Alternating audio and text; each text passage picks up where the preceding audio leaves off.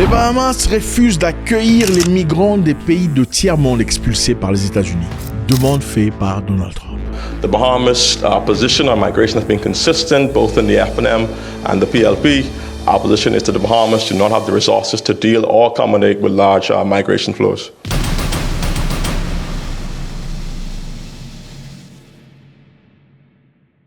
Salut à tous les amis, c'est toujours avec beaucoup de plaisir que je vous reçois. Merci infiniment de faire partie de ce mouvement de réflexion. Nous avons ouvert une nouvelle chaîne au nom de Moins qu'un sens TV que je vous encourage vivement. Allez-y vous y abonner.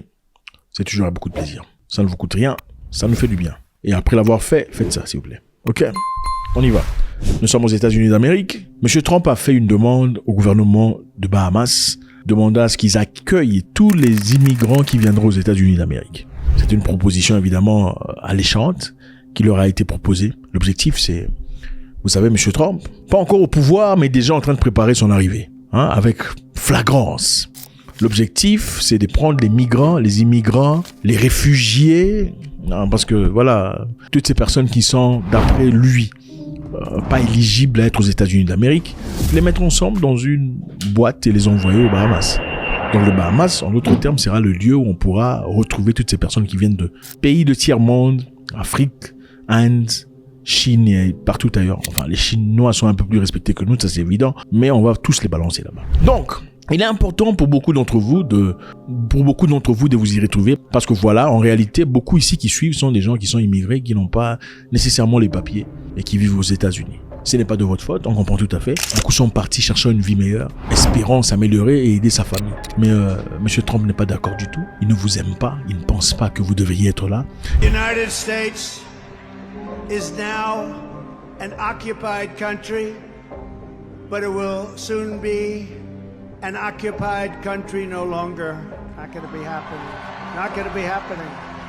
Il pense que vous devriez être chez vous à la maison en train de combattre, de lutter pour votre propre avenir. Alors pour cela, il a discuté avec le Premier ministre des Bahamas. Les Bahamas rejettent la proposition de Trump d'accueillir les migrants des pays tiers expulsés. Les pays des Amériques se préparent au projet du président élu des États-Unis de procéder à une opération d'expulsion massive, comme il a promis.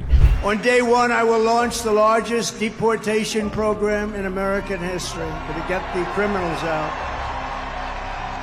I will rescue every city and town that has been invaded and conquered, and we will put these vicious and bloodthirsty criminals in jail.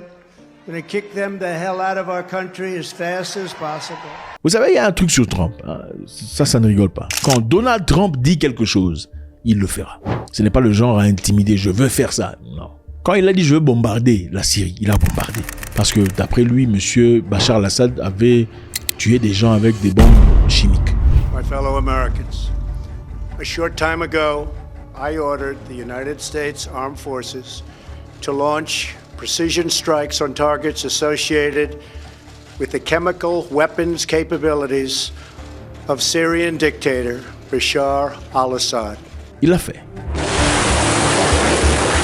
Quand il promet, il fait. Et il a promis de faire une expulsion comme jamais dans le passé. La plus grande de l'histoire.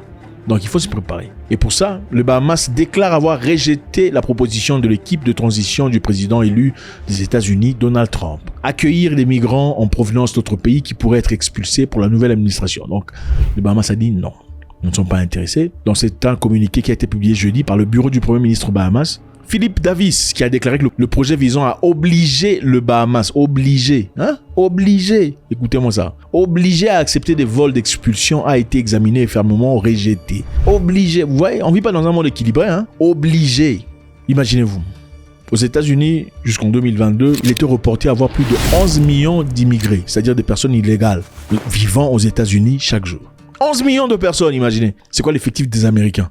Donc aux États-Unis, il y a 11 millions de personnes qui vivent illégalement. Maintenant, vous voulez prendre 11 millions de personnes et les envoyer aux Bahamas, un pays qui a à peine 400 000 habitants. Ça sera la frénésie totale. Les immigrants ou les immigrés ou les demandeurs d'asile finiront finalement par prendre les manettes du pays. Ils deviendront, eux, les ayants droit pendant que les autochtones souffrent. C'est ça. Trump veut ça chez les autres.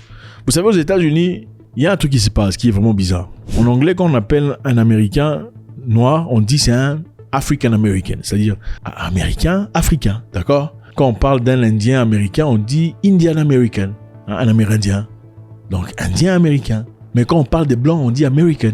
C'est bizarre, non? Pourtant, les Blancs aux États-Unis sont venus tous de quelque part. Hein? Donc, quand vous appelez, maintenant les Noirs américains ont trouvé un truc. Qu'est-ce qu'ils font récemment? Ils appellent les Blancs pour les emmerder, ils les appellent Européens américains, European American. Ça, I'm African American, you European American. Et les Blancs, ils disent quoi? European American. Et ça les gêne.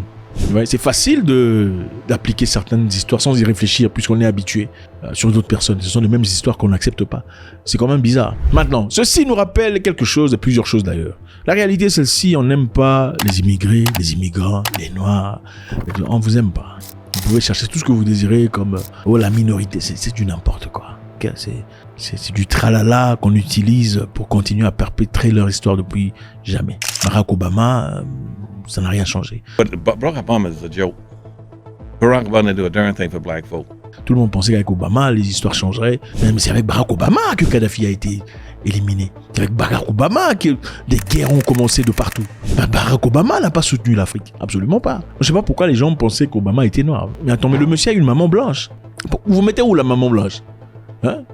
Je ne sais pas cette tendance où les Noirs ont l'impression que quand une personne a des parents de races différentes, il devient automatiquement noir. Mais c'est de la maladie mentale. Ceci évidemment nous rappelle de ce qui s'est passé en Grande-Bretagne il n'y a pas très longtemps. La Grande-Bretagne est partie demander au Rwanda d'accueillir des immigrants. Des immigrés, des réfugiés, tout le bazar, des illégaux, des demandeurs d'asile. Dans l'objectif de le renvoyer ailleurs, de les exfiltrer du pays pour garder la blancheur de la nation.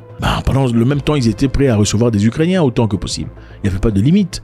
Et en plus, par-dessus le marché, on leur offrait de l'argent aux Ukrainiens qui arrivaient. Et même les Noirs qui étaient en Ukraine pour les études. Pendant cette guerre arrivée en Grande-Bretagne, beaucoup ont été rejetés.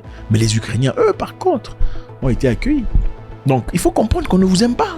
Ils sont partis au Rwanda, ils ont fait un contrat. D'ailleurs, c'est une histoire qu'il faudrait rappeler. Au départ, la Grande-Bretagne était partie au Ghana pour aller discuter, sollicitant de l'argent pour de la place. C'est-à-dire, Monsieur le Président, nous avons des gens, des immigrants, des Africains, des machins, histoire.